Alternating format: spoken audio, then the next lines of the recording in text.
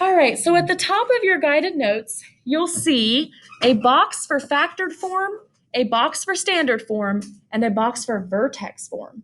This is a new one that we haven't talked about yet. Factored form is review.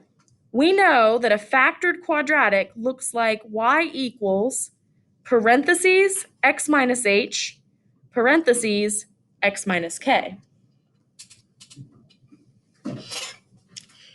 And think about this structure.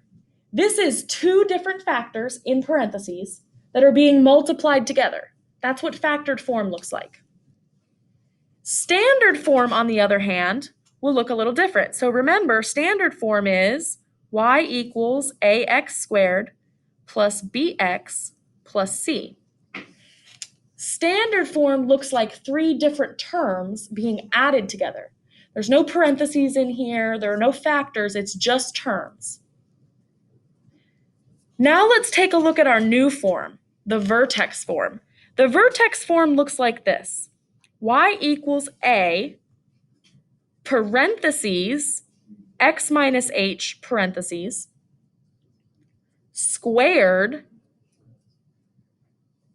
plus k.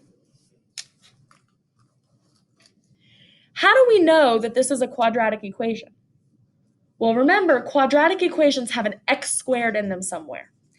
This will have an x squared in it because you have an x inside of a set of parentheses that is being squared. So this ultimately, if we were to multiply it out and expand it, it would ultimately contain an x squared. That's how we know it's a quadratic. In fact, all of these would have an x squared in them. The standard form has it right here in the front. And then the factored form, if we multiply these factors together, you get x times x, which gives you x squared. So these are all quadratics because they all contain an x squared. But they look very different from each other. To solve these three different types of quadratics, we're going to have three different solve methods. So look underneath factored form. It says to solve for x, set each factor equal to 0. Let's do an example just to remember how that works.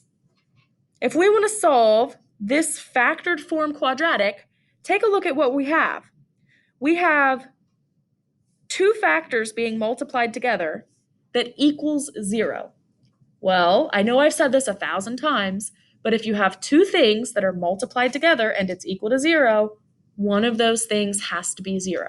So maybe it's the first factor that's equal to 0. 2x minus 3 equals 0. Or maybe it's the second factor that equals 0. X plus 8 equals 0. We don't know which, so we have to solve them both. And you will end up with two different answers. So we just have to get x by itself for both of these. We use inverse operations. And I know I'm working a little quickly through this, but we've had lots of practice with solving these, so I know you guys can keep up with me. Our first factor gives us the answer x equals 3/2. And our second factor, if we subtract 8 from both sides, gives us the answer x equals -8. So we get two roots. One root comes from each factor, and we know a little shortcut. We could have skipped some of these steps if you remember your shortcut. Remember, you switch this sign, so this becomes a +3, and you put it over this number. So +3 over 2, or -8 over 1.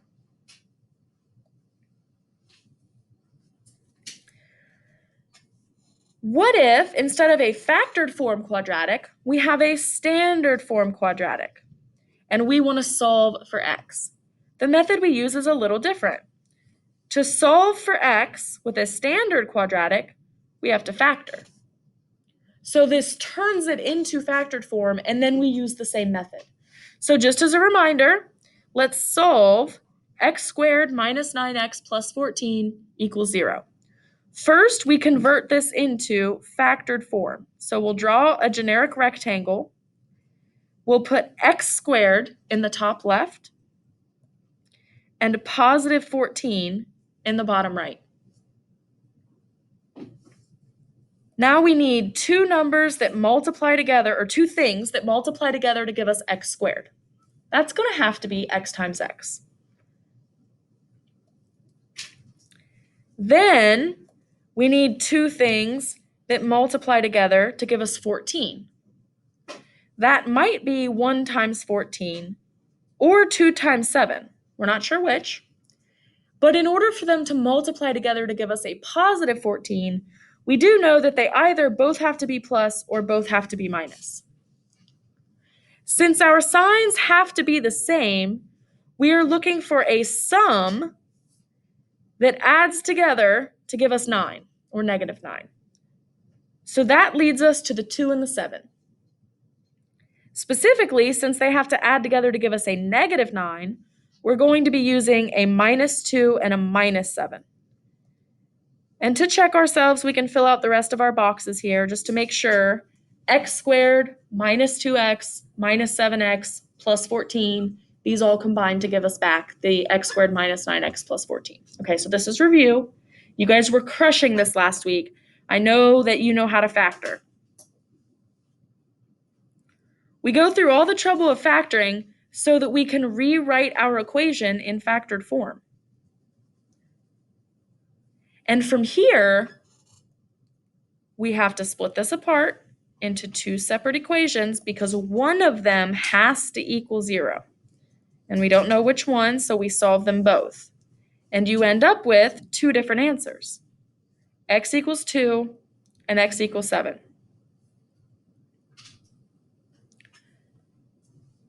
Most of the time, when we're dealing with quadratic equations, we end up with two different answers. Have you noticed that? That's because you don't have to draw this, so no need to draw this on your page, but that's because quadratics are parabolas, and they usually cross our graph at two places, and it's those two places that we're trying to find. So very frequently, we will end up with two solutions, two answers. I want you to keep that in mind as we look at the vertex form. So this is a new form. We're just starting this today, but we're going to have a totally different way to solve these than we used with factored form or standard form. With vertex form, to solve for x, we use inverse operations to get x by itself on one side. Some of those phrases probably sound familiar to you. Anytime we want to solve for x in most equations, we use inverse operations. In fact, we did it a few minutes ago down here when we wanted to try to get x by itself on one side after we split our factors into two smaller equations. We know how to do this. So let's jump into an example and we'll talk about how you can use inverse operations to solve this vertex form quadratic. And now let's use inverses to get this x by itself. I want to get this x completely by itself, so I have to get rid of the 2, the negative 8, the 3, and the square somehow. There's a lot of stuff to get rid of.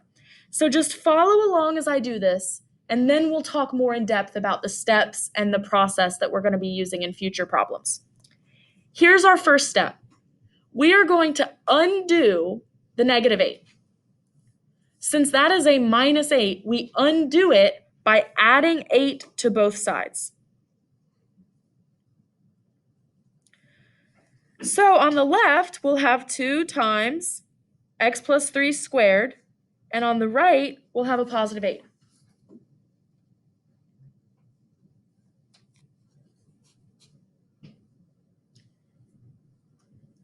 Next, we are going to undo the 2. Currently, the 2 is being multiplied to the parentheses, so to undo the multiplication, we have to divide. So undo the 2 by dividing both sides by 2.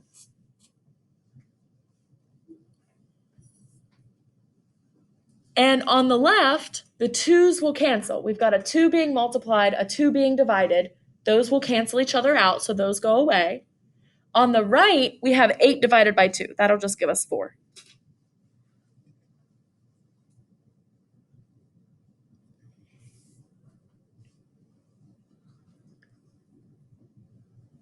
The next thing we're going to undo is the exponent. So this part might be new. Hang in with me here. We'll talk about this more in detail in a few minutes. But for right now, I want you to just watch what I do. In order to undo a square, we use its opposite, which is the square root. Remember, you can do whatever you want to both sides of your equation, as long as you do it to both sides. That's how you keep it balanced. So I can take the square root of the left-hand side as long as I also take the square root of the right-hand side. So we're going to take the square root of both sides. But something very weird happens when we do this. Again, we'll talk about this more in a few minutes, but right now I just want you to copy this down. Sorry, I didn't mean to erase that. When you take the square root of both sides, you end up with the positive and the negative. So right there in front of the square root of 4, we're going to put a plus and a minus, just right there on top of each other. And we'll see how that affects our problem here in a few minutes. So on the left-hand side, we have a square root and a square. Those two things cancel each other out. So this cancels with this. All we will have left then is an x plus 3 on the left. On the right, we have a plus or minus square root of 4.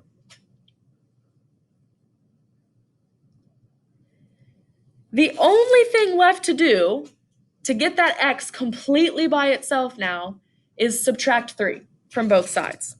So we will subtract 3 from both sides. And what we should be looking at now is x equals negative 3 plus or minus the square root of 4, which looks way more complicated than it actually is. So thank you for being patient with me as I ran through this weird looking problem, but now let's break it down into what this really is. What is the square root of 4? 2. The square root of 4 is just 2. So we could, let's see here. I've got some room here. Find a space with a little bit of room. I'm going to have to bring this up and kind of start it on the next line. So if the square root of 4 is just 2, then what this really is x equals negative 3 plus or minus 2. Negative 3 plus or minus 2. This is two different answers. Two different answers. Remember, we usually get two roots. We end up with two different roots. Our first root is x equals negative 3 plus 2. And our second root is x equals negative 3 minus 2. That's what the plus or minus is. It gives us two different answers. One of them will have a plus sign, the other one will have a minus sign. That's all it is. So I know it looks confusing to have a plus or a minus square root. It's our way of finding our two different solutions. So these both get simplified really nicely. Our first answer is going to be x equals negative 1. And our second answer is x equals negative 5. And I know that seemed complicated. I see a lot of furrowed eyebrows right now. You're not the only one. I see them in the back row. There's a lot of confusion. We will do examples today that will hopefully clear this up. So first, we're going to take a few notes just to sort of explain what all these steps are and where this all comes from, okay? So I know you're confused. Here we go. We are using inverse operations. Inverse operations are opposites of each other. So here's a list of some operations. Let's really quickly just jot down what their inverse would be. So if I have the operation of addition and I wanted to undo addition, what is the inverse operation I would need to use? Subtraction. It undoes addition. Okay, so what is the inverse of subtraction then? Addition. They are inverses of each other. On the next line, we're looking for the inverse of multiplication. What's the opposite of multiplication? Division. And that makes our next line easy. What's the inverse of division? Multiplication. All of this is review. The next line is the new line, though. This is the new one we're talking about today. The inverse of the square, when we say square, we're talking about the actual exponent too. And its inverse is the square root, which is this thing, right? So squares and square roots are opposites of each other. They undo each other. That's our new inverse operation that we're dealing with today. So when we're talking about using inverses and taking square roots, this weird thing happens with the pluses and the minuses. So there's a little note here for you. When you are using the square root inverse operation, when you are taking the square root of both sides of your equation, you end up with the positive and the negative answer. You get a plus and a minus. Let's talk about why that happens and where it comes from. Take a look at this example at the bottom. X squared equals 25. Most of us can probably solve this in our head. X squared equals 25. Thank you, Austin. So 5 would definitely fit in here. If we put 5 in for x and squared it, that would give us 25. That is obviously a solution. Is it the only solution? Think on this one. Is there another possible answer here? Is there any other number that we could square and it would give us 25? What if these are both negative? Negative 5 times negative 5 is still 25 because whenever you square a number, the result will always be positive. Even if you take a negative number and multiply it to itself, it will become positive. So there are actually two numbers that we could put in for x. We could put in 5 or we could put in negative 5. So I want to show you how to solve this using algebra. If we had x squared equals 25 and we want to solve this using algebra, we take the square root of both sides. When we do that, it creates this plus or minus in front of the square root of 25. So on the left, our square root and our square cancel each other out. Those are inverse operations. The square root and the square go away, but we're left with an x. And on the right, we have this plus or minus. What is the square root of 25? I know we know this. We just talked about it. 5. The square root of 25 is 5. So this part becomes 5. But our answer is actually plus or minus 5. There are two answers. One of the answers is positive 5. The other answer is negative 5. This is why taking the square root of both sides results in both a positive and a negative, because there are always two ways to square a number and get a positive result. You can always use the positive version or the negative version, and it will result in the same answer. So every time we take the square root of both sides, we're going to get a plus or a minus. Every time. Plus and minus, plus and minus. So get that into your head. Start thinking about it today. And we will be practicing with this all week, so hopefully we'll solidify it. But get used to this now. Okay, so now what we need to talk about is back up to this example. Look at all the steps I did. First, I added 8. Then I divided by 2. Then I took the square root. Then I did the stuff that was inside the parentheses. How in the world did I decide what order to do this all in? Jake? Did the opposite of PEMDAS. Thank you. So Jake might have been looking ahead, or he just has a really good memory, because you guys talked about this way at the beginning of the school year. When we're doing an order of operations, when we're trying to choose what order to do our operations in, we use PEMDAS. Parentheses is step 1. That's the P in PEMDAS.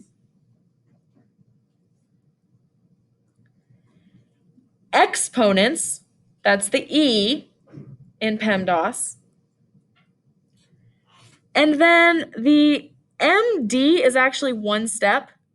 It's multiplication and division. That's all part of the same step.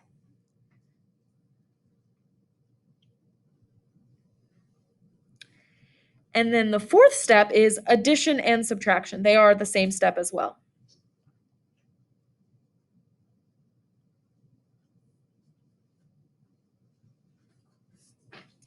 Step 1, parentheses. Step 2, exponents. Step 3, multiplication, division. Step 4, addition and subtraction. PEMDAS. That's when we're doing operations. But today, we're not working with operations. We're working with inverse operations. Our goal is to take an equation and undo it. We are working backward. We are undoing stuff. We're working with opposites. We're working with inverses. So naturally, as Jake suggested, we are going to be using PEMDAS backward when we're using inverse operations. It makes a lot of sense, right? So our first step will be addition and subtraction.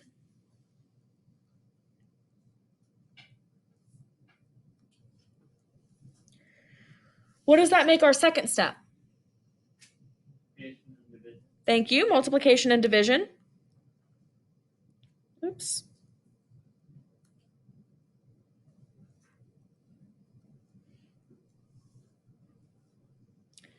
Our third step would then be exponents. And our last step should be parentheses. Thank you guys for your participation.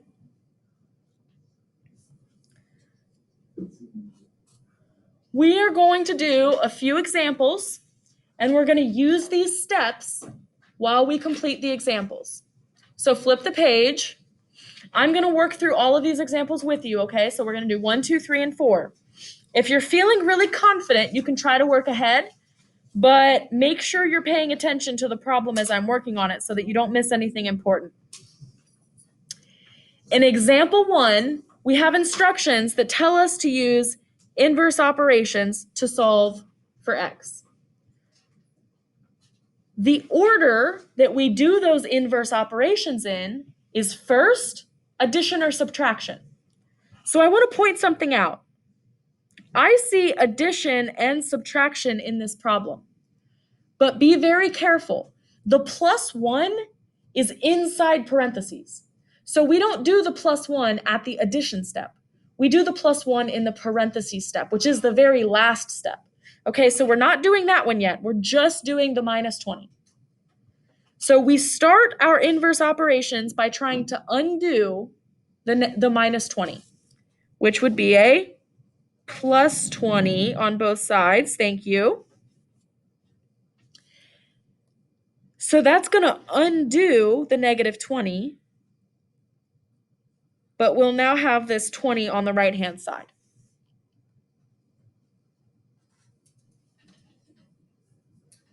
So we did the addition subtraction step. Now we move on to multiplication division. So if there is some multiplication or division that we need to undo, now's the time to do it. Do you see this 5 here? The 5 is being multiplied to the parentheses. We need to undo the multiplication. So let's divide both sides by 5. On the left, of course, they cancel each other out. That was the whole point. And on the right, we have 20 divided by 5, which is 4.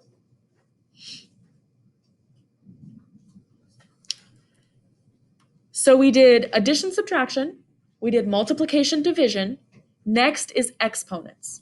We have to undo the exponent. So that 2 right there, that square, has to be undone by its inverse operation, which is the square root.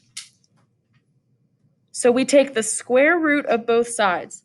But what's that weird thing that happens when we take the square root of both sides?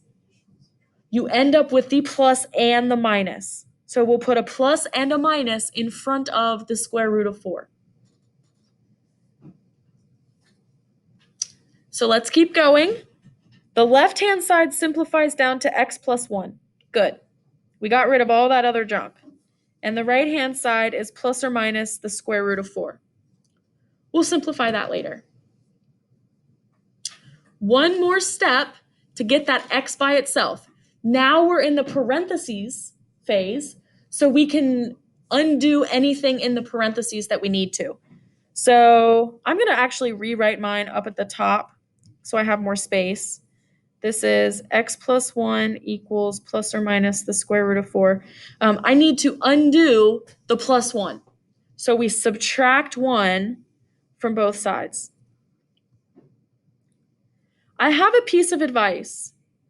Put the minus 1 in the front. Put the minus 1 in the front. It doesn't matter which order you write it in technically, but you need to get used to putting the number in the front and the root in the back, because that is how the answers will probably be presented to you in a quiz or on a Kahoot or in any sort of math source or on Alex even. So we're not quite done. Often, this is where you stop. If your problem cannot be simplified, you would stop here. But this can be simplified. What's the square root of 4?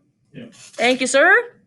So this is actually x equals negative 1 plus or minus 2. This is two different answers. It splits up into x equals negative 1 plus 2 and x equals negative 1 minus 2. So our two solutions should be positive 1 and negative 3. Positive 1 and negative 3. These are lengthy problems, but we get down to a nice, neat answer. So if we talked about anything during this example that you really want to remember, you might make a note to yourself over on the right-hand side. Maybe something like, I don't know, the plus 1 isn't in the addition subtraction step. It is in the parentheses step. Anything that we did during the problem that you think might be helpful, maybe something like the plus minus gives us two answers.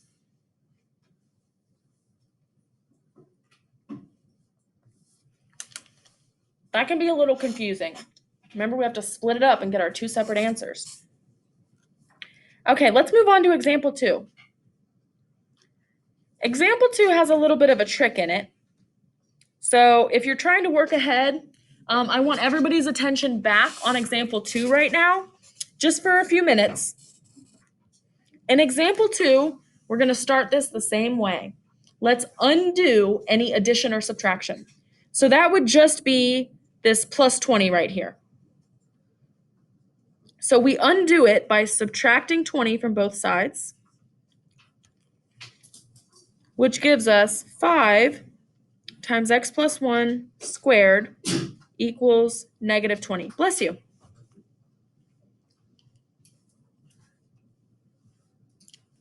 The next thing we undo is multiplication or division. So we're going to divide both sides by 5 to undo this multiplication.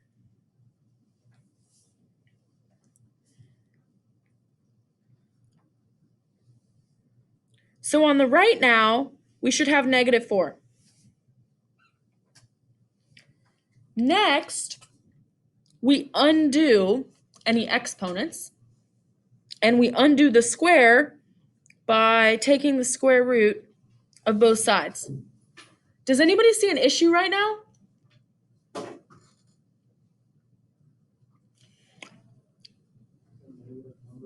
It's a negative number. Who said that? Austin.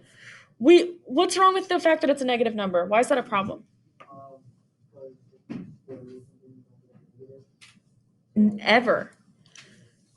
Austin brings up a very, very, very good point. We can't take the square root of a negative. We can't. Try to type it into your calculator. Go ahead. If you've got a calculator on your desk, try to type in the square root So the square root button is a blue button, so you have to hit second and then look down about 4 buttons for the blue little square root symbol. So you type in square root and then do -4. What happens? Non-real answer, error. You get an error message that says quit. And if you hit quit and you look back at the face of your calculator, it just says error. We're not allowed to take the square root of a negative. So if this ever happens, you immediately stop, you write no solution, and you move on.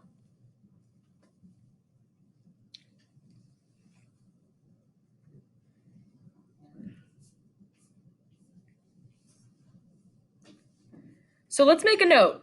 We cannot take the square root of a negative number.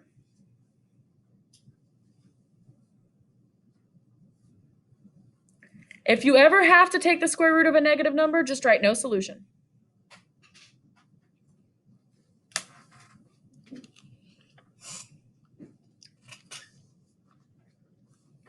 So what's wrong? Is this quadratic equation broken? Does this quadratic equation not make sense? What's happening here? Can somebody remember another name for a solution of a quadratic equation? A root. Can you remember another name? X-intercept. Yes.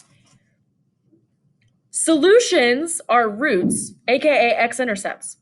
Some quadratic equations don't have x-intercepts. This quadratic equation never crosses the x-axis anywhere, right? It's just living above the x-axis.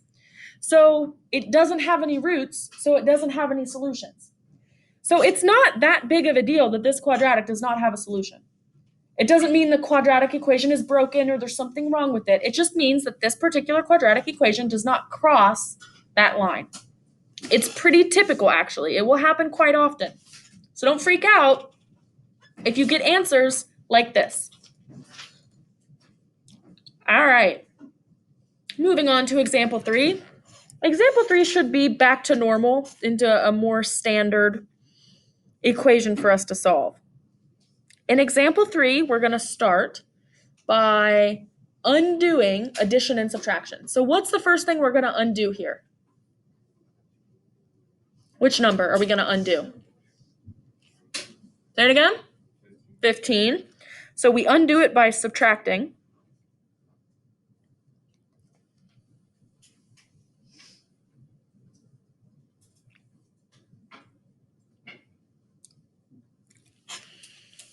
Okay. What's the next number we have to undo? The 3. Pay close attention, though. Are we going to undo by dividing by 3 or by -3? -3. We want to undo that entire number, right? And that number is negative, so we're going to divide both sides by -3.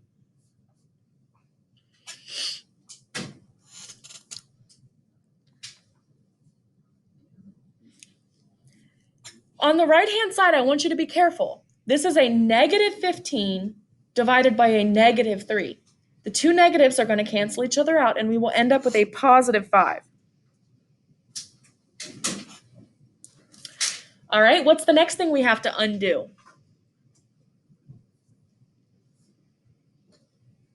We did addition, subtraction.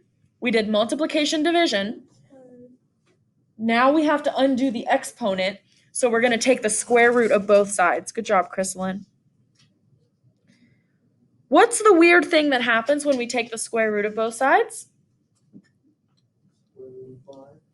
We have the square root of 5, but what's the thing that we have to put in front of it? Plus or minus. Thank you. Whenever you take the square root of both sides, whoops, you get the plus and the minus. So let's rewrite this. X minus 4 equals plus or minus square root of 5. All right, now, so we did addition, subtraction. We did multiplication, division. We did exponent. Now let's do parentheses. We can undo the stuff inside the parentheses. So that just is the 4, right? We'll add 4 to both sides. That'll give us x equals positive 4 plus or minus the square root of 5. Notice I put the 4 in the front. Technically, you could write this as plus or minus square root of 5 plus 4, but it is very, very rare to see it this way. You will almost always see it the other way. So I like to put the 4 in the front. Can we simplify this? What's the square root of 5? Some kind of really gross decimal number, right? Let's see.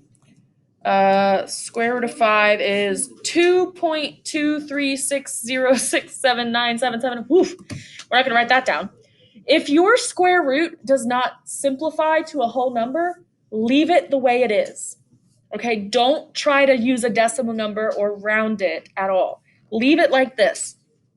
Our two answers are going to be x equals 4 plus the square root of 5 and x equals 4 minus the square root of 5.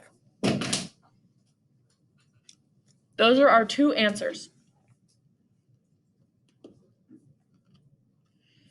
So make a note to yourself. Let's say if the root doesn't simplify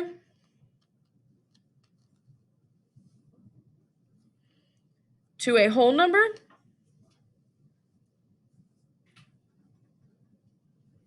leave it alone.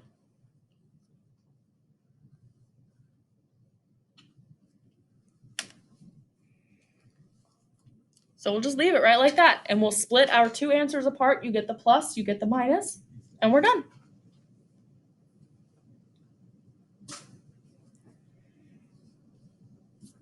We've got one problem left, and I think we can make it through. I see some students still writing. I'll give you another minute.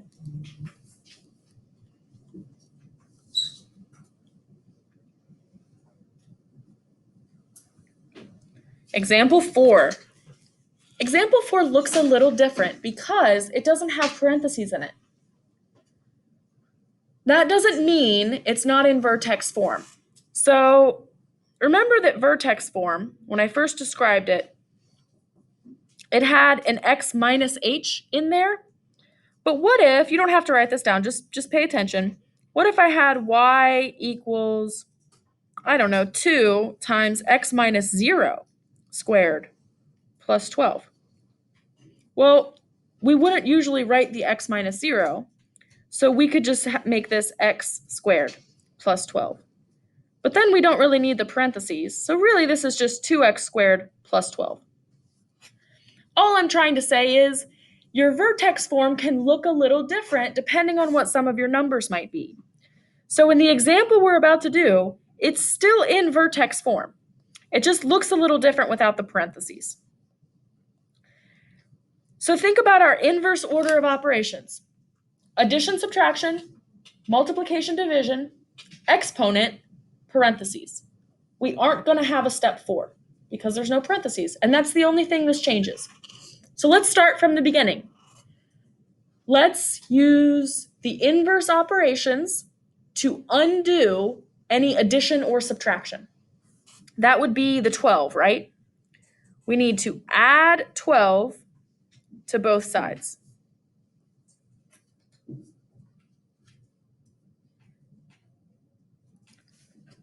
Then we use inverse operations to undo any multiplication or division.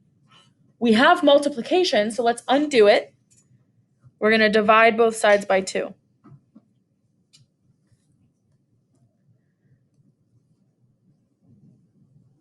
That'll give us a 6 on one side. Now we're going to undo the exponent. So we take the square root of both sides. What's the weird thing that happens when you take the square root of both sides? You get the plus and minus. Thank you, Max. So we'll have a positive square root of 6 and a negative square root of 6. So we end up with x equals plus or minus square root of 6. Can we simplify this? The square root of 6? No, I mean, you could type it into your calculator and see what you get. When I put square root of 6 and I get 2.4 dot dot dot, it's a lot of stuff, but it starts with a decimal. We don't want to simplify it then. We're going to leave it just like this. Our two answers are x equals square root of 6 and x equals negative square root of 6. The positive and the negative. That's it. Once you get used to these problems, they're not so bad. So what I want to do is check in. I saw a lot of scrunched eyebrows early in the class. You guys were like, what the heck is going on? I'm so confused. How are you feeling now? Thumbs up if this feels okay. If you're like, okay, I get it now. Thumbs in the middle if you're like, I could probably use some help. And thumbs down if you're just like, what is happening? I'm so confused. Can I get a thumb check? I've got some ups. I've got some middles. I don't see any downs. Well, that's up to you. So think of something to write down that might help you solve this type of problem. What was the thing about this problem that was different from the other ones? We didn't have parentheses. So what did that mean when it came to our 4 steps? We did this step, right? We did that step. We did that step. But we didn't have to do that one. So maybe a note like, you don't always have to do all 4 steps. You just have to do them in that order, whichever steps you do end up doing. Something like that.